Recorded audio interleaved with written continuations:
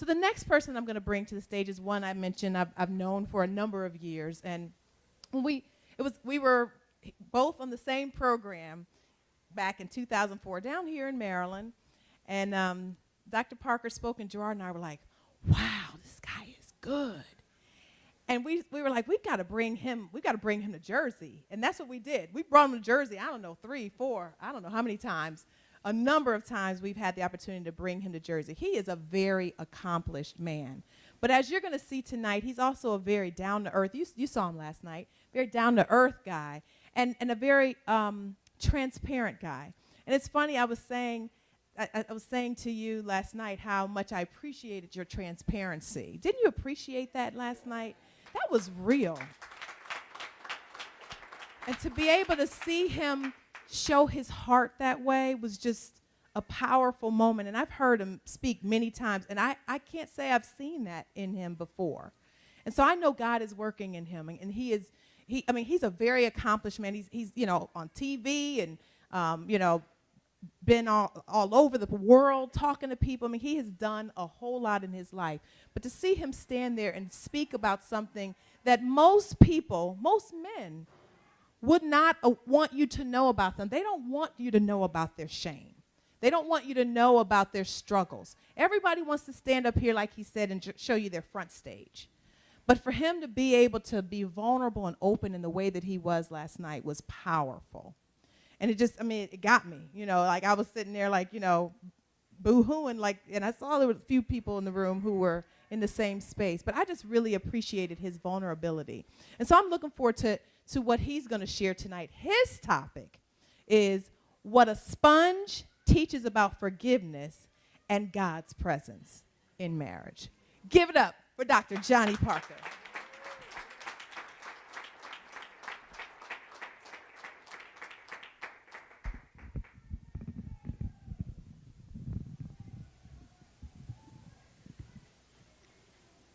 I'm angry. I'm frustrated. I don't like her. She doesn't like me. We don't like each other. I would have thought by now, 10 years, that we would have turned the page and we'd be at a different place. This was the conversation that I had with God, a place in the woods where I like to go to process and to allow my soul to catch his breath, and describing what was going on in my heart in our marriage. And I began to do something I'd never done before. I began to ask God, show me me. I began realizing I was wasting a lot of time, energy, and breath praying, God, change my wife. God doesn't hear that prayer. But God, show me me. Search me, oh God. See the hurtful way in me and lead me in the way of life. I'm tired. I'm weary. I'm done. I want a different story. So I leave the woods that day, and I go home, and I go in the kitchen and I begin doing dishes. It's amazing that God knows your learning style. He knows how to speak to you in a way that you get it, and I'm a visual learner. And I began doing dishes, and God begins to say, look at that sponge. And the sponge that day, there was 2 sponges in the kitchen area, and that day one sponge was hard and brittle, and God began to show me that, you know what, your heart is a lot like that you can either have a heart like that that's brittle and hard and just hardened, and a stench that emanates from the sponge, stench that emanates from your heart. Or your heart can be like that sponge that has absorbed all this water called emotional injury. That it's important to understand this emotional injury and know, like going through emotional neighborhoods, that you got to know when you're on Anger Avenue and Anxiety Avenue and Bitterness Boulevard and Confused Court and Depression Drive and Lonely Lane and Pity Place, Resentment Road and Stressful Street, Tired Tourist and Worried Way. And the sin isn't going in those emotional neighborhoods. The sin is when you go in those neighborhoods, park the car, build the house, and hang out there. And that's when the freaks come out at night. Right?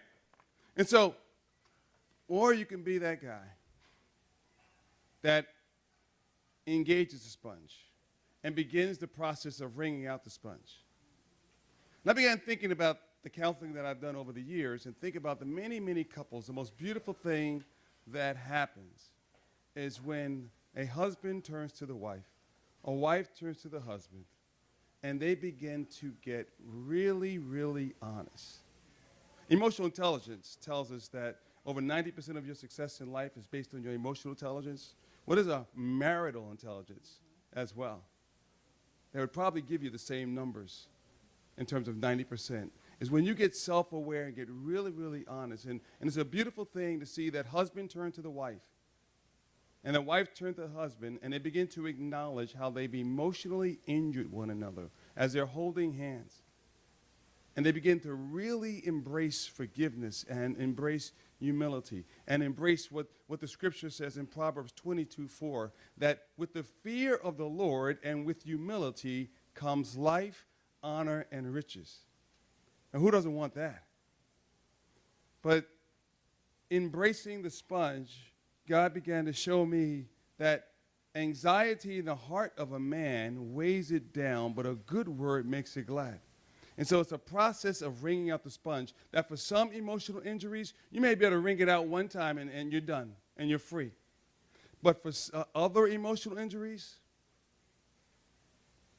where trust has been violated, where betrayal has occurred, you have to wring out the sponge several times and wring it out and engage it. Because his word tells us in Psalm 62:8, pour out your heart before me. So don't come before me unedited. Pour out your heart. And so wring it out and wring it out. And when we do that, there's room for love again. The sponge is usable again, and there's room to connect. Because forgiveness is not a feeling, not an emotion, it's an act of the will. And forgiveness is forsaking the right to hurt you for hurting me. And it's a wonderful thing that we have Abba Father who gives us the freedom to be honest and say, like me in the woods, I don't know how to forgive. I'm struggling to forgive. And then Abba Father tests you, as he tested me with Lezlyn one day, my wife. She came and she was sharing about a friend of hers, and they were supposed to connect, and it didn't happen, and she's feeling disappointed that they haven't been able to spend time together. And I walk towards her, and I do something that I've never done before. I go to her, and I simply say, you're feeling disappointed that you have not been able to connect. Now, in the past, I would have judged that. I would have disengaged. But this time, I went to her, and I said, God has shown me some things about myself.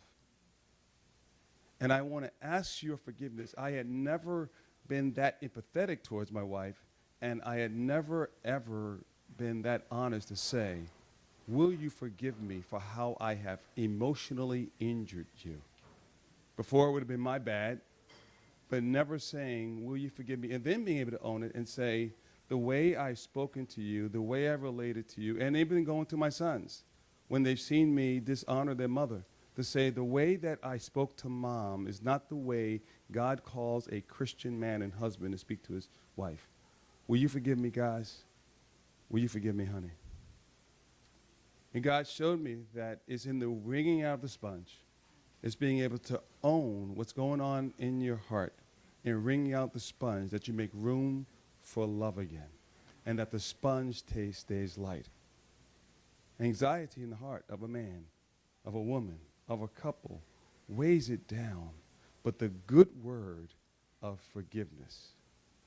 Forgive one another.